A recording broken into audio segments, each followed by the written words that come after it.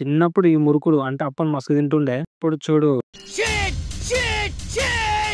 చాలా రోజుల తర్వాత ఇంట్లో అప్పలు చేస్తారు. ఆ టేస్ట్ ఎలా ఉందంటే గుర్తొచ్చిందా? కమాన్ చెప్పు. It's average. ఇప్పుడు చూడు నా స్టైల్‌లో.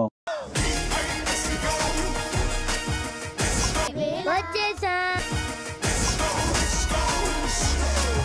నా సంగతి నీకు తెలీదు.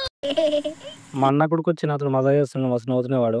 ఇంట్లో మురుకులు చేస్తే ప్రతిరోజు చాయ్ తాగబుద్ధి అయితది. ఆ టేస్ట్ ఉంటది అప్పలతోటైతే కిర్రాకుంటది అసలకి దిమాగ్ ఖరాబ్ అయితది. 80స్, 90స్ వాళ్ళకైతే ఈ కాంబినేషన్ అంటే చాలా ఇష్టం. ఎందుకంటే ఇప్పుడు జనరేషన్ మారిపోయింది కాబట్టి ఎవరు తాగుతున్నారో ఏది తింటారో తెలీదు గానీ, ఎంత జనరేషన్ మారినా కూడా నేనైతే ఇది మాత్రం ఖచ్చితంగా తింటా. ఎందుకంటే ఆ చాయ్‌లో ఆ మురుకులేసుకొని తింటే ఆ ఫ్లేవర్ మాత్రం రచ్చ లేచిపోద్ది. మస్తుంటది. ఒకసారి ట్రై చేయండి అందరూ. చాయ్ తాగానే టేస్ట్ ఎలా ఉందంటే ఇట్స్ యావరేజ్. ఇలాన్నప్పటి నుంచి జుర్రుకు తాగడం అలవాటు అయిపోయిందయ్యా. చాయ్‌లో అప్పలేసుకొని తాగండి. చాయ్‌లో అప్పలేసుకున్నప్పుడు ఆ టేస్ట్ మాత్రం రచ్చ లేచిపోతది. అప్పలేసాక ఇలా జురుకుని తాగితే ఆ టేస్ట్ మాత్రం భలేగుంటది.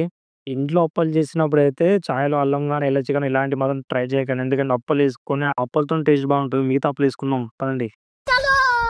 ఇంతకుముందు కొన్ని అప్పలేసుకుంటే ఇప్పుడు చాయ్ నిండా అప్పలేసుకున్నాం. అప్పలేసుకొని ఒక అర్ధగంట సేపు పక్కన పెట్టేసి, కొంచెం కబుర్లు చెప్పుకొని, సాంగ్స్ ఇని, తర్వాతొచ్చి తిని చూడు. ఒక్క సిప్పే చాయ్‌ని తర్వాత టేస్ట్ చూడు. మీ బ్రెయిన్‌లో రేడియో లూసెంట్ ఇమేజెస్ ఉండిపోతాయి. చిన్నప్పుడు అన్నం తిన్నా తినకపోయినా చాయ్‌లో మాత్రం అప్పలేసుకొని తింటుంటే ఆ టేస్ట్ మాత్రం వేరే లెవెల్ ఉంటుండే. సో, చాలా మంది ట్రై చేస్తారనుకుంటా. మేబీ నాకు తెలిసి నేనైతే చిన్న నుంచి తింటూనే ఉన్నా, చేస్తూనే ఉంటారు. దసరా పండగకి మామూలుగా అప్పాలు చేసుకొని ఉంటారు. ప్రపంచంలో ఉన్న తెలుగు వాళ్ళందరికీ ఇది ఒక స్వీట్ మెమోరీస్. ఎందుకంటే 80స్, 90స్‌లో వాళ్ళు కూడా చాలా మంది తినే ఉంటారు. మోరల్ ఆఫ్ ద స్టోరీ ఏంటంటే మనం ఎన్ని కొత్త రుచులు చూసినా సెపరేట్ ఫ్యాన్ రైస్ మాత్రం ఈ రుచికే ఉంటుంది. మన చైల్డ్‌హుడ్‌లో ఎన్నో మెమోరీస్ ఉంటాయి. నాకు మాత్రం ఇదొక స్వీట్ మెమోరీస్. మీరేమంటారు?